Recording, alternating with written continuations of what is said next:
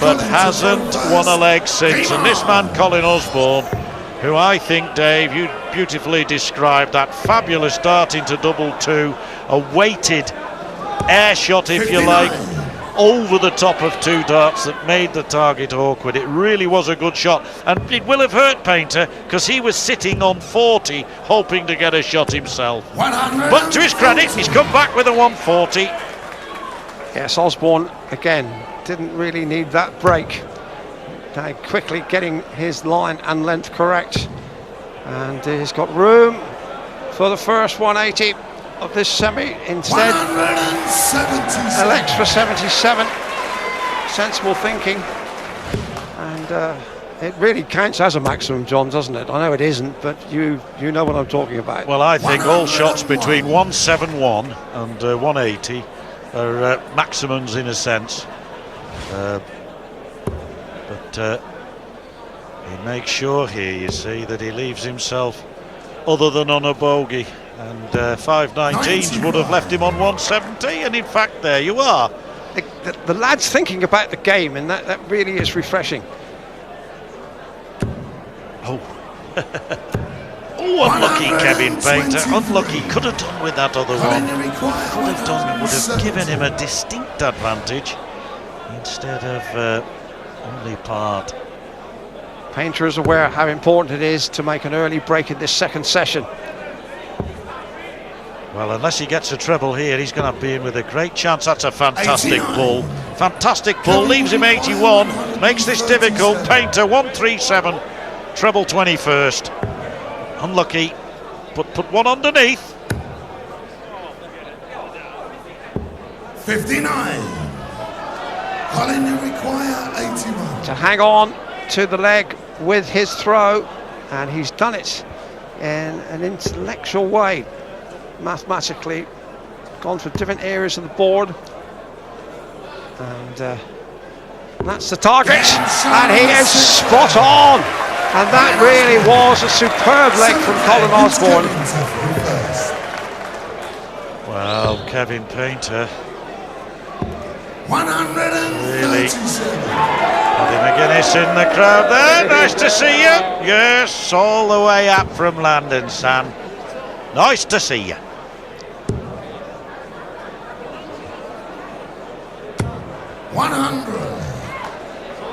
Painter may well have watched the earlier match between Terry Jenkins and Ronnie Baxter, when you'll recall that Jenkins went into a 4-1 lead in the opening session, and then Baxter came back in the session against the throw, took all 5 legs, and that's the one thing that Colin Osborne will be anxious to avoid.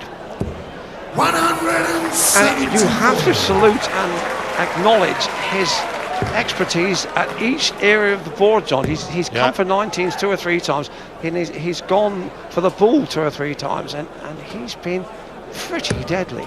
120. Well, he hasn't caved in, Painter. It's 5-1 to Osborne, and he's still in there slugging away. That's good to see. We've not seen any head shaking. He knows that Osborne's playing well, and there isn't a lot you can do about a man who's averaging just under the 100, and who is hitting everything he's aiming at. And, maybe Painter's turn here for 5-2.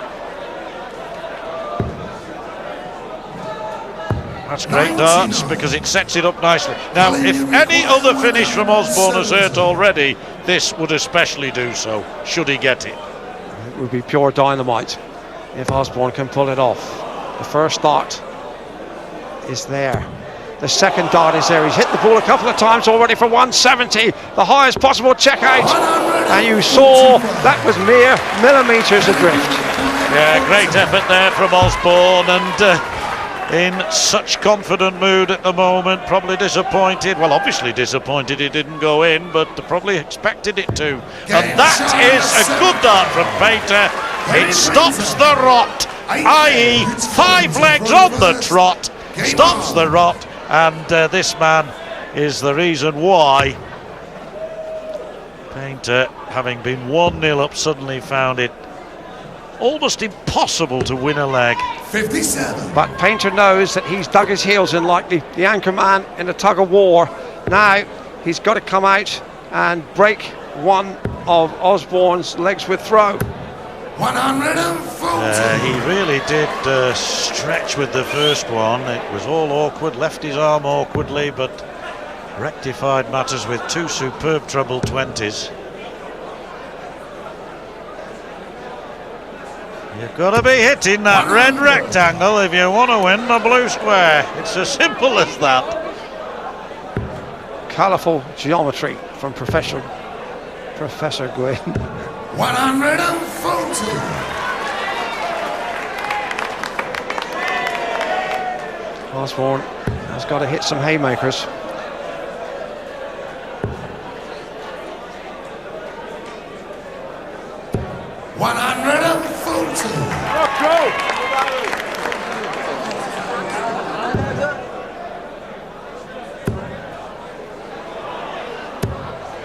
Well, fabulous stuff. Our first 180 of the match. We've had to wait a while for it, although we did have that 177 a couple of legs ago from Osborne.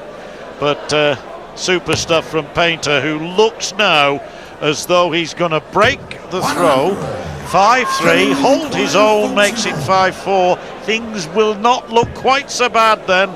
Now then, 23 left. His best. He's got 7, he's got 19, and he's got 3 all together down at the bottom of the board. So it was careless, wasn't it? Double. 25. I wonder if that will be costly. I wonder if that could be a real pivotal moment of this match.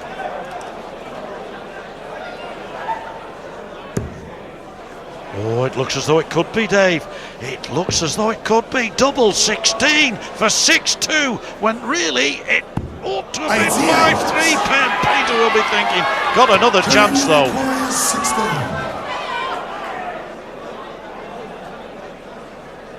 Probably Painter's most important dance of the match so far, if only because for the first time he's taken 2 legs in a row. For the first time he's broken his foe, and now throwing to get within 1 of that man, Colin Osborne.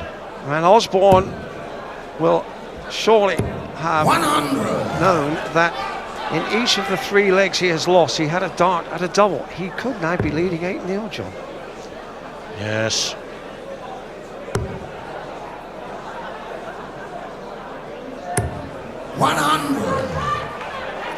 But we're getting into the real red meat of this semi-final. Neither player giving much away, and certainly Painter by no means out of the match. First to 10 successful legs, we would remind you. Yes, that 81 bull finish, the first leg of this session, might have finished a lot, you know. It put Osborne 5-1 ahead, but Kevin Painter has dug deep. Hit his first 180 in that last leg. You may see 1 or 2 more before the end of this match now. Look at Osborne, just under 3 figures. And it should take it into the century mark. 97.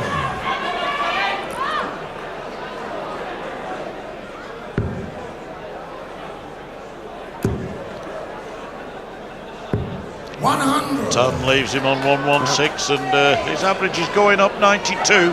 I looked a few minutes ago, made a note, it was at the last break.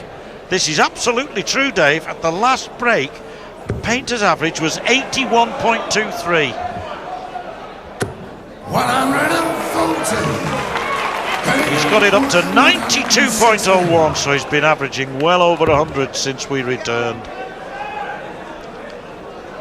Awkward shot for Painter, which lets Osborne in with an opportunity here. Colin, you require 64.